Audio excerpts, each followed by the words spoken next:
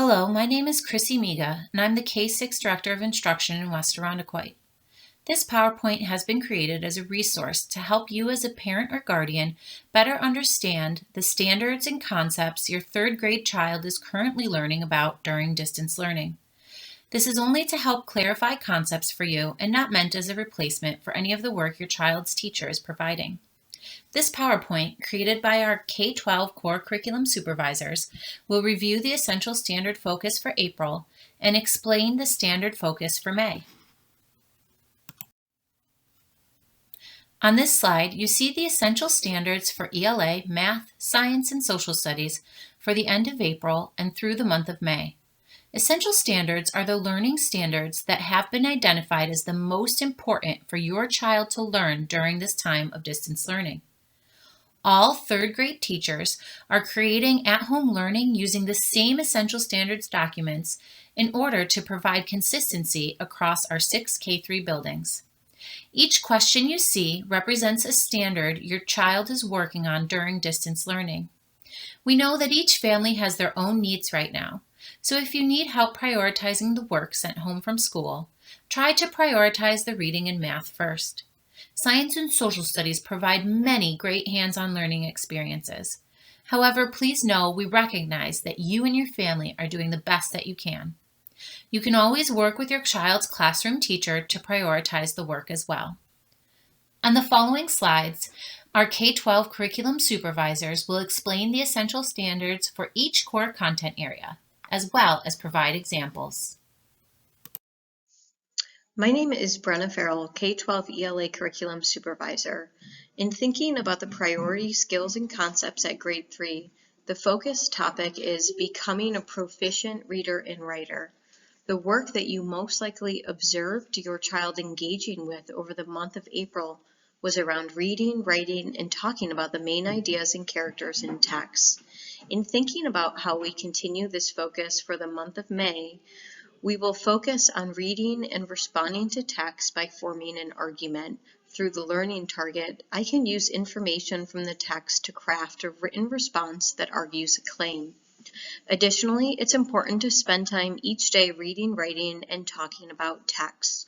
For this reason, and throughout the duration of school closure, our second guiding question will be, how can we practice reading, writing, and discussing books every day?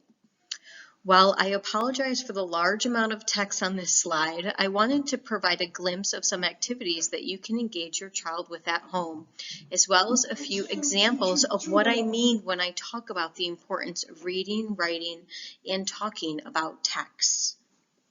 So as you can see here from the first column on the slide, thinking deeply about reading and writing, there are some activities and guiding questions that you can be asking your child at home after they read. In order to continue the focus on characterization and using information from a text to argue a claim, there are questions that you may ask around who are the characters, what are they doing, why are the characters behaving in this manner, what's the main idea of the book, how do you know, and what do you think will happen next.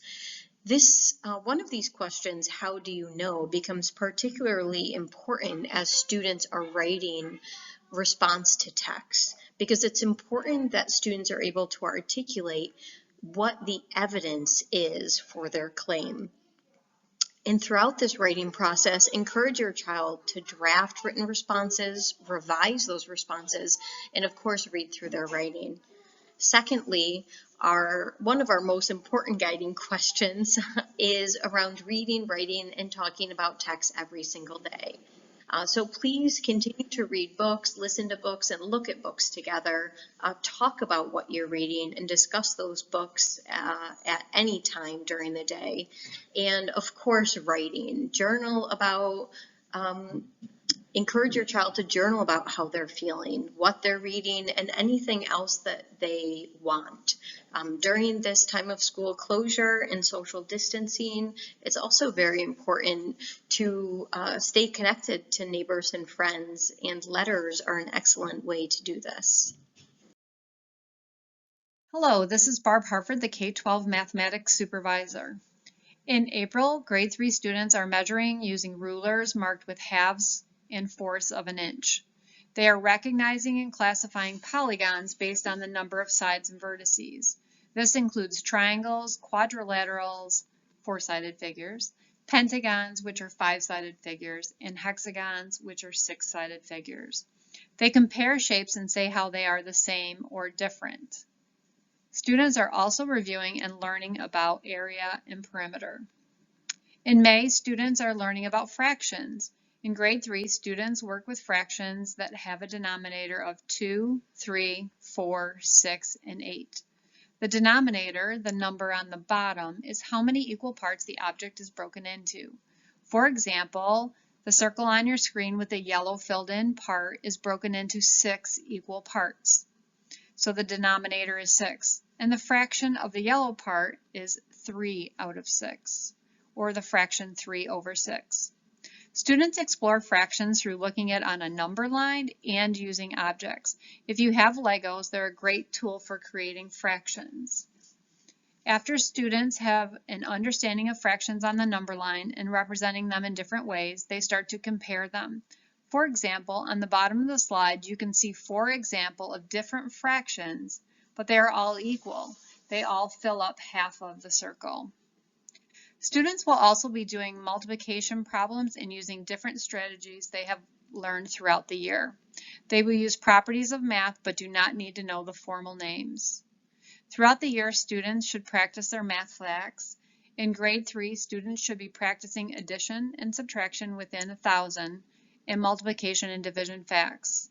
It is important to note students learn facts by memorizing strategies and patterns. Research has shown that using your fingers puts facts into your long-term memory.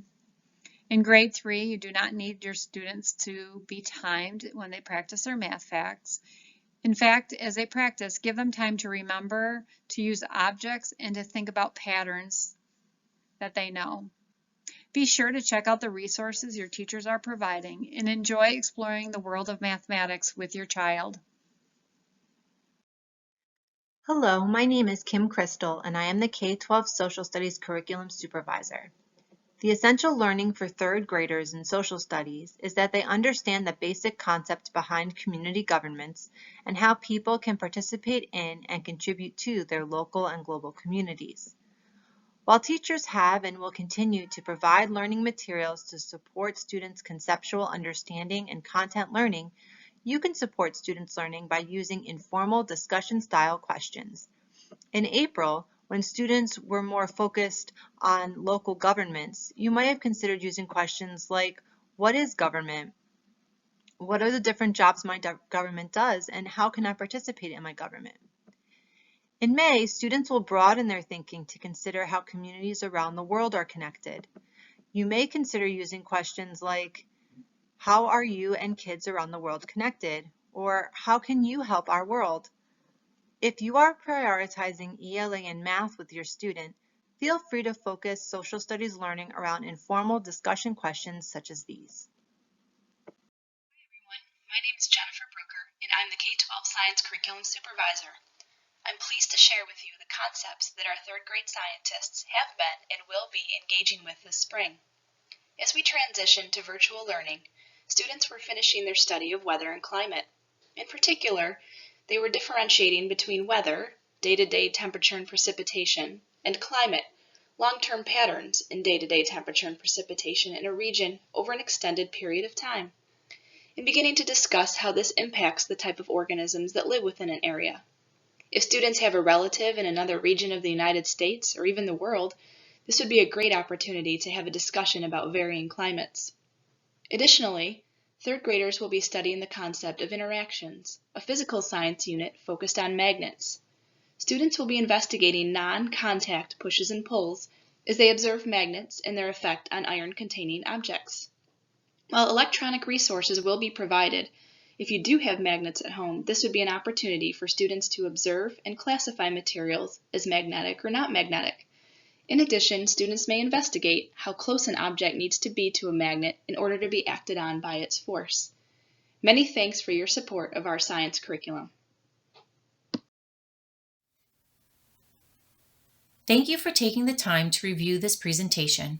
If you have any follow-up questions, please don't hesitate to reach out to any one of us via the emails listed on this slide. We hope that you and your family are staying healthy and well. As K-6 Director of Instruction, I'd like to thank our curriculum supervisors, principals, and especially our teachers in helping to make these standards come to life for our students. Take care.